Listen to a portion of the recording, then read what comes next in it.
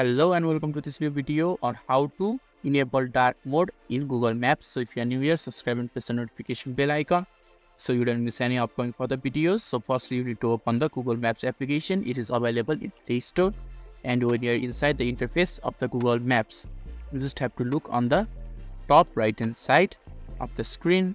There will be a circular icon, or we can also call it your profile icon. So you just have to click on it and a pop-up box will appear.